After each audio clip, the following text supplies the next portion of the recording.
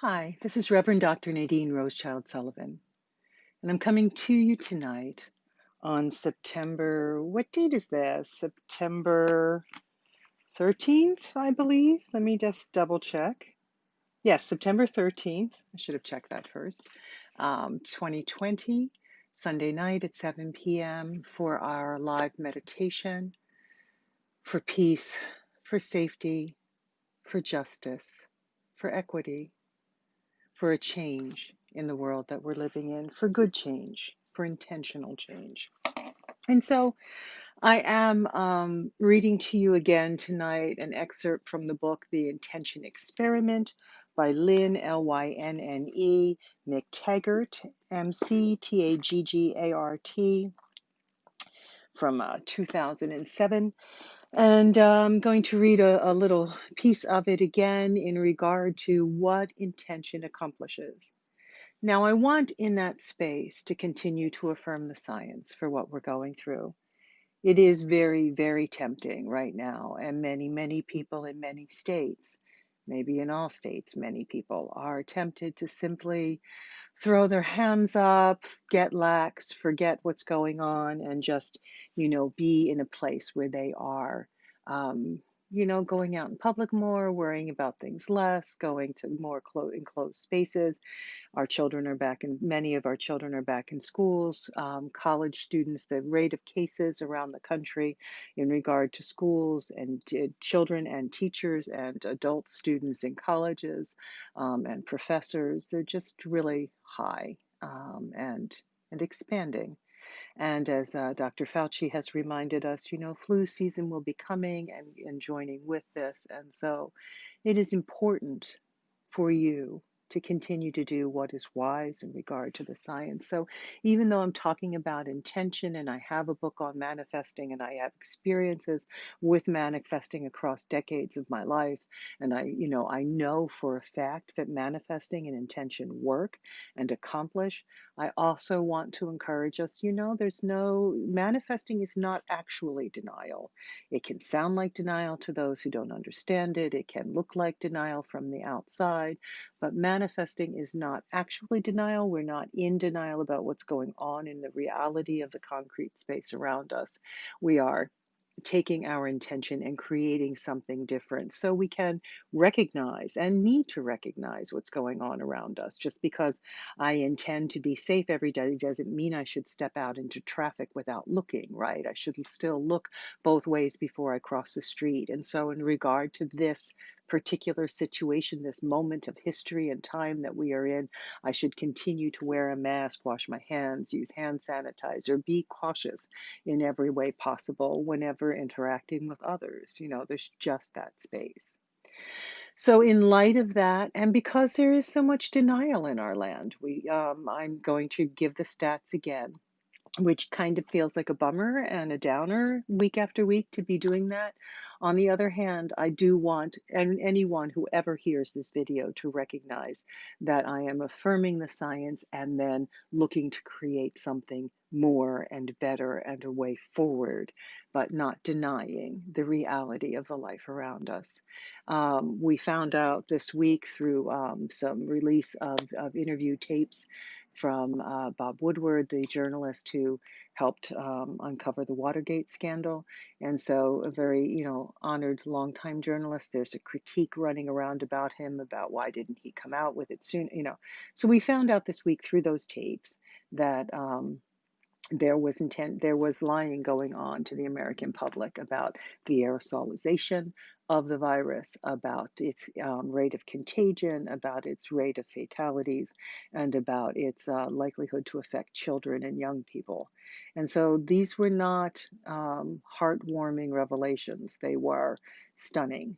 And then it got spun as a, blame Bob Woodward because he didn't come out with it sooner. But as he said, he only finished collecting his interviews in July. He interviewed someone from December through July, and in that interviewing, for much of that time he wasn't sure if the information that was being given to him on the tapes was actually accurate scientifically. It took a long time before the CDC and various studies did confirm that it was aerosolized, and did confirm that it affects children, and did confirm, many other parts of that. And so he finished his data collection in July, and toward the end of August, early September, released his some of the tapes even prior to his book coming out. And so now we know that it was known, and we were being misdirected in part because there wasn't enough PPE, but in ways that might have saved hundreds of thousands of lives. And so I want to honor those who have passed as well. If you were here with me now, I might call for a minute of silence, but this is real, and people's lives have been changed. Some people have lost their lives, and of those who have lost their lives, there are loved ones left behind, left grieving. And so, even as we, you and yours and me and mine, do our best to envision our way through this to a peaceful, safe other side, to get to the other shore of this river that we're in, of this tide that is here. Even as we're doing that, we need to honor the reality and honor those who have sacrificed, those who have worked out there, those who have been essential workers and medical health providers out there in that space, those who are losing their jobs, or have lost their jobs, those who are losing their houses. Also, there are those right now in the west coast of the United States, because climate change is real. There are those, it's on fire pretty much from Canada down to Mexico, across along the entire West Coast, and Washington, Oregon, California, North and South California, other states, far climate fires in other states, and people losing their homes in the middle of a pandemic. There is another hurricane heading toward New Orleans, Louisiana tonight. This is Sunday. It's due tomorrow night, Monday night, as a Category 2, from what I can tell on the news reporting, heading right, the eye wall heading at this point just east of New Orleans, which was hit so badly by Hurricane Katrina, and will the levees hold? And so in this space, so many of us are going through so much, and those of us who can shelter in place, and we need to be grateful for whatever it is we do have to see our way through this. And we also need to recognize that so many of our fellow country people, so many Americans, are struggling in so many ways. And so, and also the globe, we're very Amerocentric, and I'm as guilty as anyone born and raised in the United States of having often too much of a US based focus in what I study and what I teach and what I'm speaking about here. So, just for a moment, also honoring those around the globe. And so, I'm looking over to the side at some data on the screen. I use the COVID tracker ncov2019.live. And so ncov2019.live reports that as of this week, there have been diagnosed people who were tested and tested positive, and recognizing again that many, many people across the pandemic in our country and in other countries have not been able to get tested. So there are lots and lots of people who have had COVID or who have COVID who are not included in this case count. But the case count right now, as of diagnosed people who are able to access a test, is 29,153,764. So basically, 29,154,000 human beings have tested positive, after being tested, have tested positive with COVID-19. And in the globe at large, as we sit here tonight on September 13th, 2020, 927,692 people have passed over to the other side. So we're talking about almost 928,000, almost a million people have died of COVID.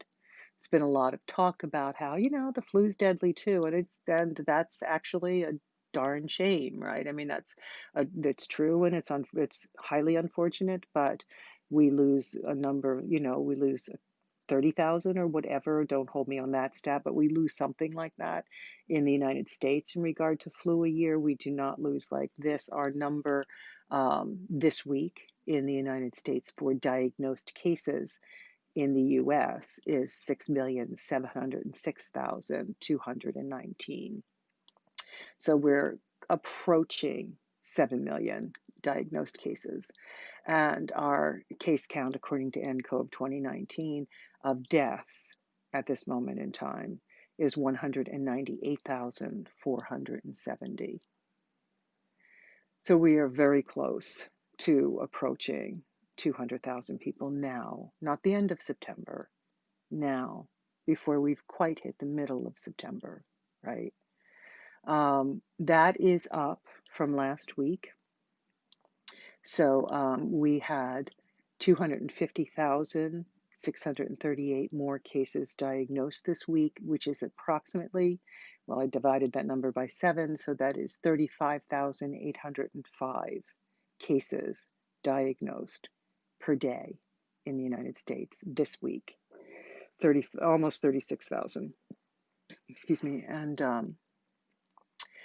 we had 5,279 more people die this week, which is at about a rate of 754 per day if you divide the 5,279 by 7.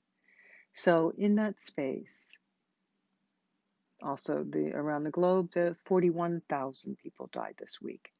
So 5,000 Americans, 41,000 people, fellow human beings who live in some other space. So for a moment, I won't pause for a whole minute, but just for a moment, let us actually observe a moment of silence for those who have died, many of whom would not have needed to, at least in the United States, if we had faced its aerosolization sooner, mandated masks, and had a national mask mandate now. So just for a moment, we honor those who have lost loved ones, grieving with them, and honoring those who have died.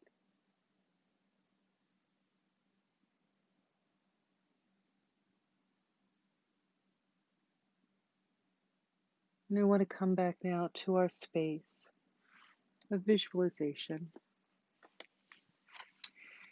So McTaggart is talking about quantum physics, and I'm still reading from the introduction, just little clips of it here. So I'm reading from page XXIII, or 23, and just a touch of 24 and 25. And I am not reading every word on these pages, but I am reading chunks. So she writes, the largest and most persuasive body of research on the quantum physics and its effect on the effect of intention. Remember, we finished talking about how random event generators could be influenced by the desire of chicks to have what they perceived to be their mother or something with a lighted candle when they were in darkness brought close to them. A robot brought close. It's last week's video. The largest and most persuasive body of research has been amassed by William Browd, a psychologist and the research director of Mind Science Foundation in San Antonio, Texas, and later the Institute of Transpersonal Psychology. Browd and his colleagues demonstrated that human thoughts can affect the direction in which fish swim. Just sit with that. Also, the movement of other animals, such as gerbils, and the breakdown of cells in the laboratory. Browd also designed some of the earliest well-controlled studies of mental influence on human beings, so one human influencing another. In one group of studies, Browd demonstrated that one person could affect the autonomic nervous system or fight or flight mechanisms of another. Electrodermal activity, EDA, is a measure of skin resistance and shows an individual's state of stress. A change of EDA would usually occur if someone were stressed or made uncomfortable in some way. Brown's signature study tested the effect of EDA of being stared at, one of the simplest means of isolating the effect of remote influence on a human being. So Brown wired people up, had someone stare at them, and measured their electrodermal activity, their skin resistance that showed a state of stress. You know that feeling when you're being stared at? Right, it affects um, your skin resistance. And anyway, so he repeatedly demonstrated that people were subconsciously aroused while they were being stared at. Perhaps the most frequently studied area of remote influence concerns remote healing. Some 150 studies, varying in scientific rigor, have been carried out in all, and one of the best designed was conducted by the late Dr. Elizabeth Targ, T-A-R-G, during the height of the AIDS epidemic in the 1980s, so that's the US, right? She devised an ingenious, highly controlled pair of studies in which some 40 remote healers across America were shown to improve the health of terminal AIDS patients. Now, no claim is being made that they were not still terminal, but to improve the health of terminal AIDS patients, even though the healers had never met or been in contact with their patients. Even some of the most rudimentary mind over matter experiments have had tantalizing results. One of the first such studies involved attempts to influence a throw of dice. To date, 73 studies have examined the efforts of 2,500 people to influence more than 2.5 million throws of dice with extraordinary success. When all the studies were analyzed together and allowances made for quality or selective reporting, the odds against the results occurring by chance alone were 10 to the 76th power, 1 followed by 76 zeros to 1. Skipping a little section, most intriguing, in much of the research on psychokinesis, mental influence of any variety had produced measurable effects no matter how far the distance between the sender and the object, or at what point in time he generated his intention. According to the experimental evidence, the power of thought transcended time and space. By the time these revisionists were finished, they had torn up the rule book and scattered it to the four winds. Mind, in some way, appeared to be inextricably connected to matter, and indeed was capable of altering it. Physical matter could be influenced, even irrevocably altered, not simply by force, but through the simple act of formulating a thought. Okay, so the discoveries about consciousness provide evidence that our world is highly malleable, open to constant, subtle influence. Recent research demonstrates that living things are constant transmitters and receivers of measurable energy. New models of consciousness portray it as an entity capable of trespassing physical boundaries of every description. Intention appears to be something akin to a tuning fork, causing the tuning forks of other things in the universe to resonate at the same frequency.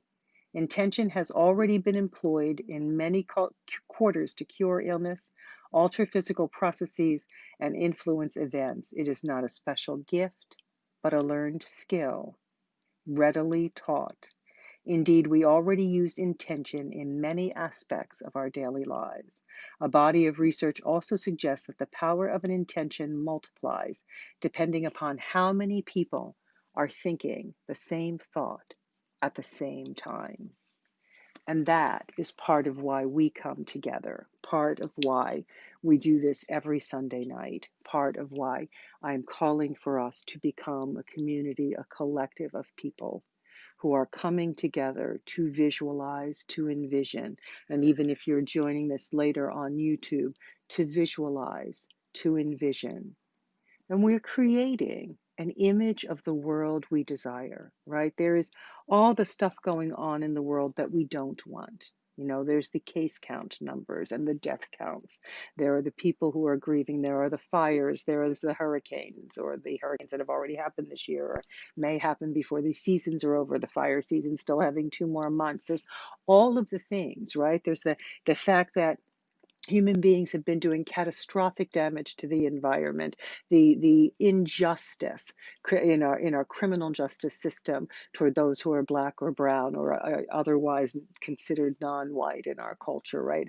And just the injustice done to poor people sometimes, even if they happen to be white in our criminal justice system. Or there was a shooting I heard about in this week. I think it happened about a week ago of a 13-year-old boy who was having a mental health crisis and who was getting big enough in body. His mother was having difficulty controlling him, and she called for some help, and the police showed up and shot him. And last I heard, he was in the hospital, wounded in the shoulder, the foot or ankle, the bladder, the intestines, and the colon. And looking quite unconscious from the photograph. I don't know his actual medical condition now, but because it's 5 or 7 days later. But this something, there's so many things that we don't want in the world around us, and denying that doesn't make it different.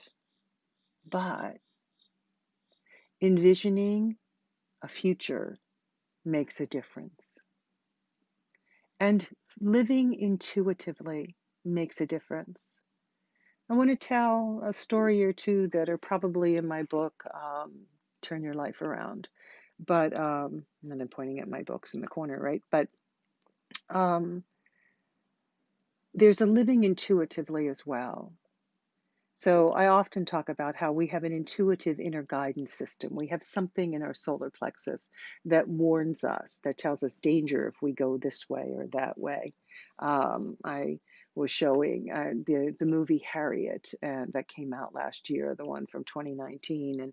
And in the movie Harriet, there's a depiction of Harriet Tubman as following her inner guidance, and which is something we know to be a fact about her and about the abolitionist and suffragist Sojourner Truth, and also about Joan of Arc, right? So, and maybe you and I, right? There are many, many of us who listen to our intuition and hear and follow. But, in that space, there are times, there's a scene in the film where she's leading her people forward on the Underground Railroad, acting as a conductor. This is in the movie scene. This is her first trip with others, her first trip back, and she's bringing out some family members and some others who have joined them, and she's leading them forward, and she comes to a place and it's like, no, no, no, and she has an experience of intuitive contact from the divine, however they are depicting that and however she experienced it. There's this something that stops her in this moment, and rather than she's stop, and then she's like, no, we're not going straight forward, there's danger that way, we're going this way, right? That's something. There's also times that you're just led to pray, to intend. So, in the literature on manifesting, on The Secret, on all of that, there's a lot of talk about visualization, about creating an image of your desired end result. Some of the literature I kind of cut my teeth on, talks a lot about affirmations, the words you say out of your mouth. In essence, we are creating all the time. We are speaking and we are seeing and we are creating the things that we imagine. In the book of Job, Job says, the thing I greatly feared has come upon me.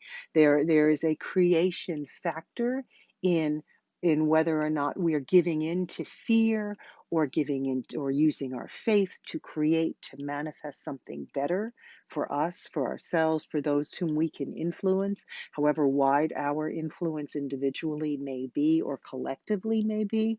There's that something. So I'm telling a story, right? Now, there was a moment, oh my goodness, I am married at this point in time to my husband and the father of my children, and he has a dangerous job. He worked in those days at a steel mill, and he wouldn't let me come to the steel mill and see it.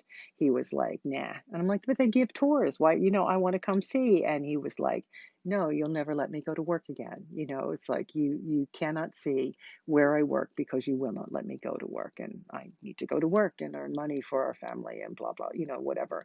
And so, it was a very, very hard place. And I may have said this in a different tape, but when he would go in with a brand new pair of white tube socks and come home, they were permanently permanently dyed red from the iron ore dust he'd walk through. Or, like no one in that town could hang their clothes on the line to dry outside because they'd be permanently turned red by the dust in the air.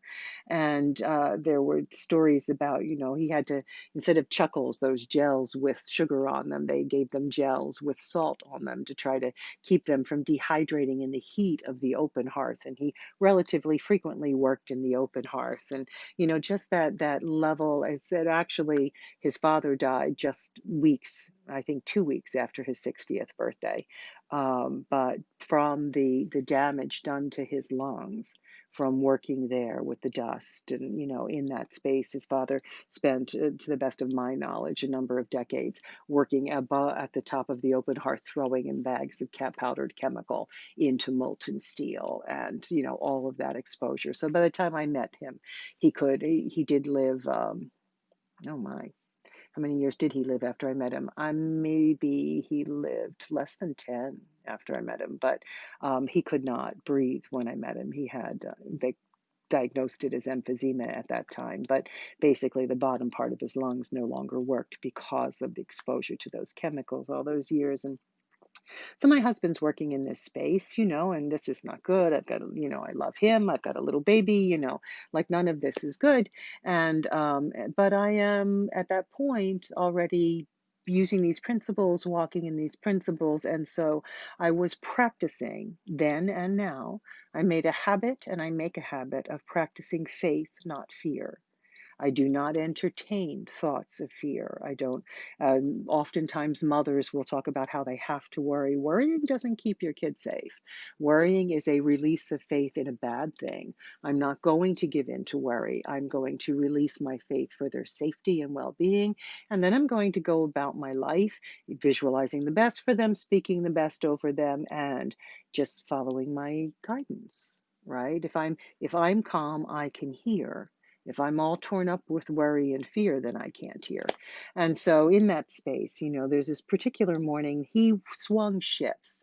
And so he would start out on he'd be on the night shift one week and he'd be starting at 7 a.m. another week and he'd be starting, I think it was 7 o'clock start and then a 3 o'clock start the next week and then an 11 p.m. start the next week. And it just went round and round and round, very, very hard on the human body. Don't know how he did it. Youth was on his side in those years, but I don't imagine, don't know how people do that. Right now, one of my daughters swings, she works night shift and then she's got days with her boys and then she's got night shift and then she's got, so very, very hard on the body. But he did this weekly thing. And so I didn't live on his schedule. There was no purpose in living on his schedule. I lived on mine. I lived on what made sense for me. I was naturally a night person. I also lived on what made sense for us in regard to our church life. At that point, I was a youth pastor and we had many late night services. So I pretty much had my baby trained to sleep in the morning. We were up late many nights a week for being at church and for whatever, and just because I was like that. And so we normally slept in till 9 or 10, and we're up, we got plenty of sleep. I made sure it was not abusive. My baby got all the hours of sleep anybody else's baby gets. We were just on my schedule instead of on, something day shifty. And so I normally slept in when he got up at 6 a.m. to whatever to be, or 5:30 a.m. to be at work by 7. But there's this one particular morning, and I'm sleeping, and I'm just normally can sleep, but there's just something in my solar plexus is disturbed, and I'm being awakened, and I cannot fall back asleep. I hear him get up, I hear him get ready. I normally would just roll back over, close my eyes again, and then, but it was like, no, and there was some urgency in the moment. And so I got up in the urgency of the moment and I went out into the living room and, the baby was asleep in her crib in the other room, but I went out into the living room and I just began to pray. I began to see him well. I began to speak well over him. I knew there was danger for him. That's all I knew, was that there was danger for him. And so I spent a few hours that morning in that place. And when he came home that day, he had a story. He and a group of men had been sent into the hull of a ship to shovel flag, something. Don't hold me on my steel terminology, but to shovel out some sort of iron or leftover or something from the bottom of the ship. And above their heads was a crane with a forklift of some sort suspended on it, hanging over this space in which they were working. And, so it was many, many feet above them, and they're down there and they're shoveling. And he said, as soon as they finished and stepped out of that space, that cable snapped and that forklift crashed into the place where he'd just been standing. There was another time when he was supposed to go to one part of the plant, and suddenly he was sent to a different part of the plant. But the people who went where he was supposed to go initially were gassed that day. They were exposed to some toxic chemical. And so that practice of, and that day also, there was a warning, there was a knowing, there was a knowledge. Other times for each of my children, times I'd be busy, doing my thing, cleaning, cooking, doing whatever I was studying, doing whatever I needed to do, prepping for sermons, whatever I was doing in that moment. And then suddenly there'd be and all mothers get this. All mothers get this, wait, the baby's too quiet moment, right? And there'd be this, wait, the baby's too quiet moment. And I'd go check. And one time I remember she had a bottle of permanent wave solution in her hand and was about to drink it, right? Had gotten into something, actually, and just so there's an intuitive guidance system in you. Practice. Practice listening. Practice listening to the sensations in your solar plexus.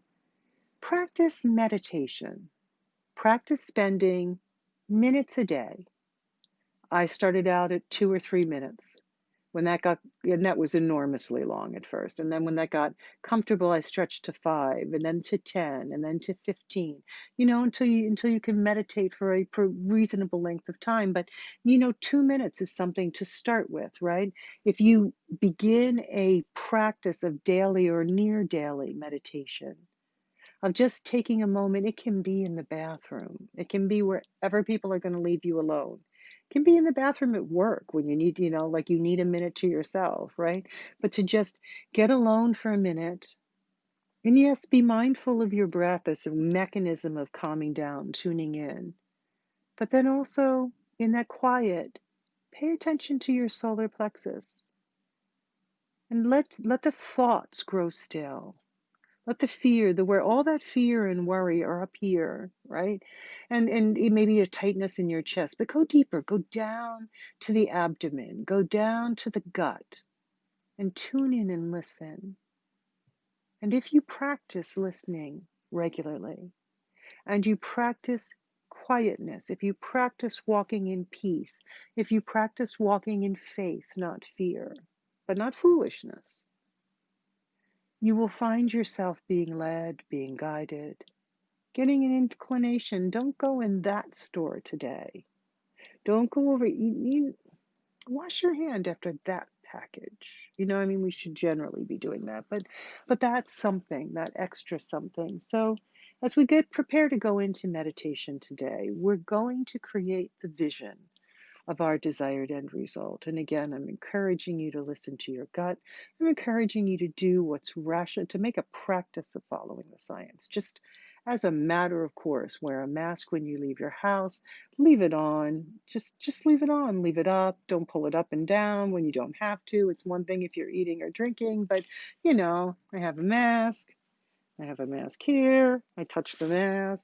I pull it up. If it's contaminant on the outside, I shouldn't be doing that. I should be working from the air loops. Just practice reason, right? So your own common sense matters too, and is a form of guidance often. Like your spirit, your gut will go, touch the ear loops, not the front. So follow your intuitive inner guidance, follow your reason, follow science. Just be rational, but also be calm and be tuned in, and also with me now. We create the image of the world we want, an image in which humankind responds now to the climate, in which we now make real, distinct moves, the behemoth of the United States as well, in regard to moving to non-fossil fuels.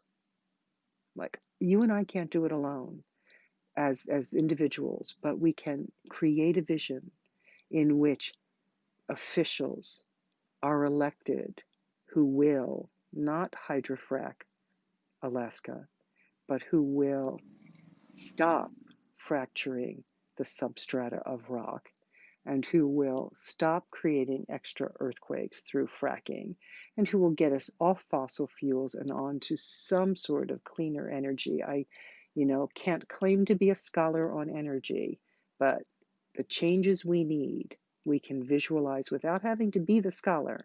We can visualize that the scholars and the right people come into power to make it happen.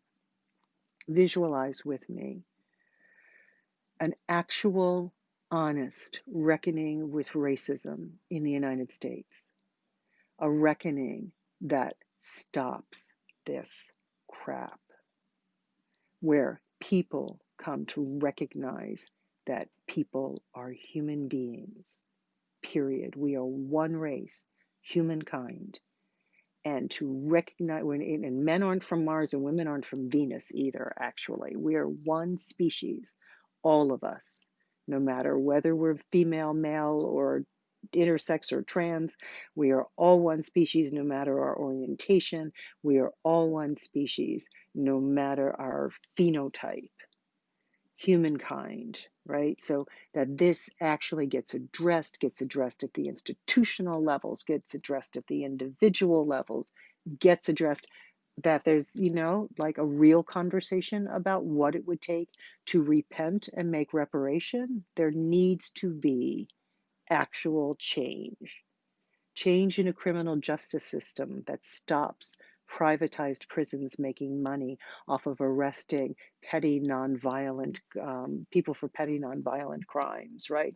An actual change, an actual cessation of mass incarceration. Both the governor of Pennsylvania and the governor of New Jersey are talking about legalizing weed for recreational purposes, so the states can have the tax income from that.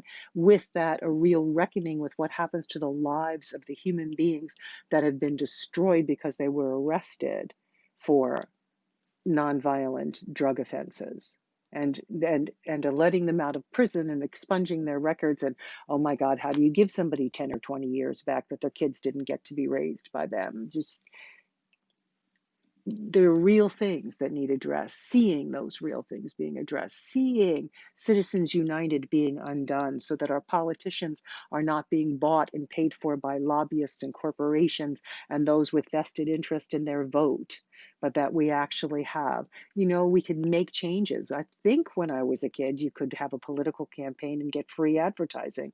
The stations there should be some method by which politicians don't need millions and millions and millions of dollars to run for office and can't be bought and paid for by those with private interests, right? Where they're actually serving the people.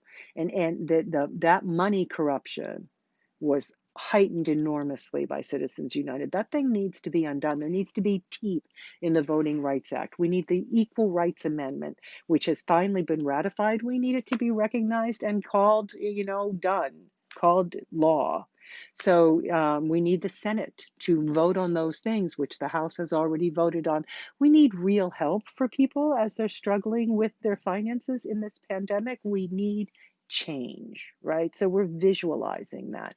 We're visualizing these changes, and we're visualizing an actual pandemic response that gets the virus under control, that gets the case count down, really down, not down to 40,000 a day or whatever I said, but down, right? Down. Like, I'm sorry, thousands of 5,000, 6,000 people dying a week is not, oh, the death count's down. Well, down from what? And down to where? Like that's still 5,400 or whatever I said. That's still that many human beings. And they weren't all like at the end of Alzheimer's in a nursing home. Like they had lives, valuable lives, contributions to make, people who love them. And even the person at the end of their life with Alzheimer's is loved or may be loved by someone, by many ones, by many family. I mean, this is not so a real pandemic response, right? Real, actual. And I'm sorry, in 1918, 1919, there was an anti-mask thing going on too. And they didn't get that virus under control until I stopped that nonsense and started wearing masks. We need to wear masks. We need to make this difference. And so visualize with me that world. And right now, we're going to again use the metaphor of the mountain. And this mountain may even have been burned over as the mountains of California. But in that space, the mountain remains and new life comes back again. So beginning to allow yourself to move inside. Just let your body be seated comfortably somewhere. And allow yourself to begin to pay attention to your breath. Grateful. I am so grateful that I can breathe. So grateful that I am not under someone's knee. So grateful that my lungs are clear. So grateful tonight that my air is not filled with smoke. I am grateful that I can breathe, and if you can breathe as well, take that moment to thank your God or the universe, your body, your lungs themselves for that ability and the good fortune that you have to be in that space and hold and respect those who are struggling with breathing tonight, sending love and light toward all those who cannot breathe because of oppression or state violence or burning fires or COVID-19 or COPD or other hindrances. Take this moment, and in as much as you can breathe, be grateful and aware of that breath. And as you breathe, imagine, use your imagination, because that's what visualizing is. That's the learned skill of intention, is intending what you picture. So picture breathing well. If you have a struggle, picture being able to breathe better. If one of your loved ones is having a struggle breathing tonight, for any purpose, by any means, to visualize for them being able to breathe easier, better, more fully, more completely, to exchange air, to pull in oxygen, to expel carbon dioxide, to be able to breathe, to be willing to wear a mask to protect their capacity to breathe, breathing in peace and breathing away tension. And in this space, allow yourself to envision relaxing your forehead, your face, your neck and shoulders and back, your upper arms, specifically everything inside your chest. Let your heart rate slow, your respirations deepen and slow. Bring your awareness down to your solar plexus, your abdomen, that midsection of your body. And let yourself be aware of what you feel as we create our images, what you feel there in the core of your being. And relax your lower body. You are the mountain. You stand forever. Feel the feeling of being eternal. I believe you're eternal. If you believe you're eternal, feel that sense. You will always be. Those we have lost are not lost. They still are. Somewhere where we all will be, someday, home. But here and now, you are consciousness, having an effect on concrete reality through your intention. And whatever is happening on your mountain above the surface, whatever fires or hurricanes, whatever winds or rain, whatever snow, whatever changes of seasons, whatever comes and goes on your mountaintop, you are rooted and grounded deep in the earth. You are the earth. You are the rock and the soil. You are the layers down deep. You are the waters running subterranean below the surface. You last forever like the earth and sky. And inside the center of your mountain, there with you are those you love and need most, your family, your intimate family members, your partner, your children, your parents, your siblings, cousins, grandparents, aunts, uncles, whoever you've got. Just bring them all into that space, even those I failed to mention. Just bring them into that space with you, your dearest friends, your colleagues and coworkers, your neighbors who wave hello. In that space, envision all of you kept safe, protected, rooted, grounded, stable, strong. And whatever is happening above the surface, it does not come nigh you. Feel that feeling, create that image. It passes over you and yours and me and mine. When this too has passed, for all things change.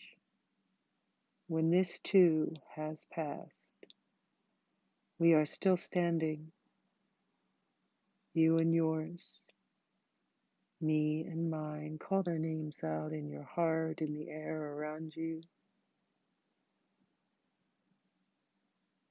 We're still standing, strong, able-bodied. We're as able-bodied as ever. We're still standing, healthy, well. If we went through it, see you and yours fully recovered. If not infected, see you and yours surviving without contracting it. Take this moment and feel the feeling, create the imagination, the feeling inside you of peace and safety. And then in this space, also see true leadership at the local level, at your state level, at your state House and Senate, from your state to the U.S. House and Senate. Every branch. See true servant of the people leadership in the White House. Visualize, create safety, peace, leadership, a full pandemic response, respect for the environment. No need to name who or what, just see leaders doing right, doing well, passing bills that increase human rights and civil rights, justice, safety, peace. See those shifts we need, the shifts we need in regard to right treatment of all of our fellow human beings. See a decrease in the pain we cause each other. See a decrease in the disrespect for the earth and an increase in honorable treatment of the environment of the planet that we live on, this planet. There is none other within travel range. No planet B.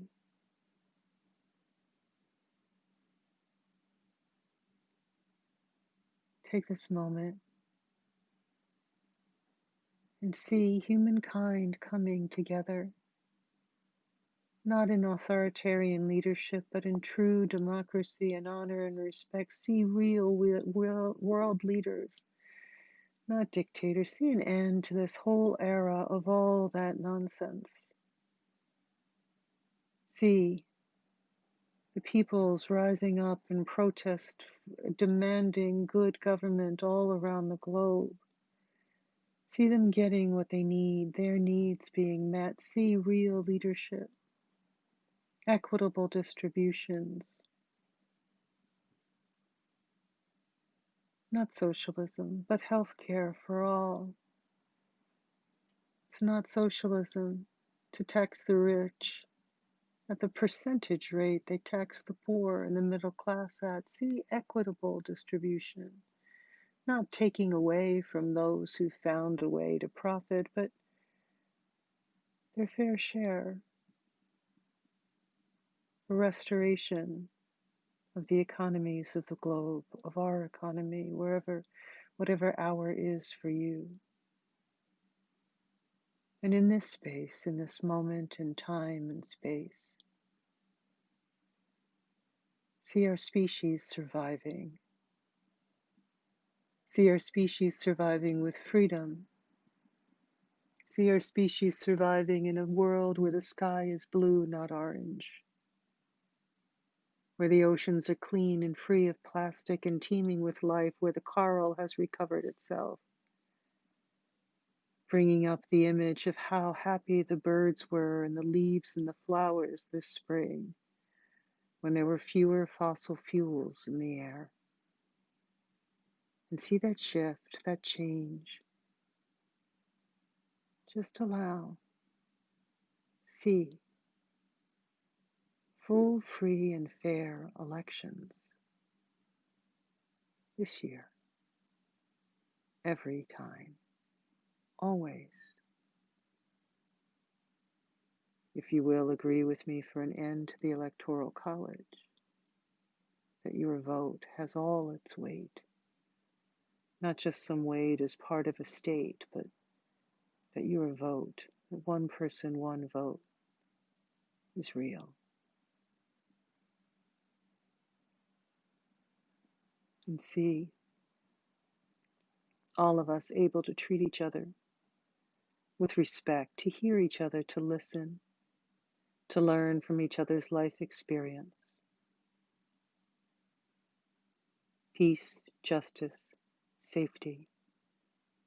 Now again, visualize you and yours safe and well, safe all this late summer, on the 21st or 22nd as it changes into autumn, as we hit the autumnal equinox.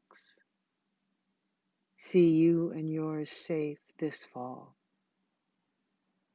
See staying safe as flu and cold season come together with COVID. See exercising wisdom. See those you love exercising wisdom. See coming through the winter safe and well, and into next spring with a full flowering of freedom and peace and justice, and a real response to bring down the case count. And with me visualize, whether it be miraculous or not, visualize an actual, safe, and effective, and trustworthy vaccine. Real, honest, nothing weird. The vaccine you need. See it being effective. See it being really safe. See it not having any of the things that people are out there fearing about or afraid of. And see that vaccine in 1 or 2 doses, making you safe from COVID for life. And in that same moment, again, visualizing that we treat the planet with respect and avoid future pandemics. Allow the Amazon to grow back. See an end to dictatorships that burn down the Amazon, the lungs of the planet. See a restoration of forest lands. We need those trees on the West Coast. See them growing back. See that land. See Gaia, Earth, reclaiming herself, her health, her lungs healing. And see our children and our children's children and our children's children's children inheriting an earth worth living on. Happy, healthy, strong and well, being all they can be, living to the fullness of their potential. And as you return tonight, hold that vision all week long. See good leadership in every segment of our governments. And see deliverance. See, you dwell in the secret place of the Most High. You and yours abide. We all abide under the shadow of the Almighty, created in the image thereof. See, the plague does not come nigh your dwelling. And with long, healthy life, you and yours are satisfied and experience that salvation. Hold that image. Keep those words in your mouth while you recognize cognitively what's around you. Keep that faith before your eyes and in your mouth, and believe with me for the other side of this. For this too shall pass. As you come back rested and refreshed, have a wonderful, wonderful week. As I said, do all you can do in the natural, and do all you can do in the spirit, as you believe that you receive, as we believe that we receive the world we want our kids to inherit, or at least want my kids to inherit. Okay, be well.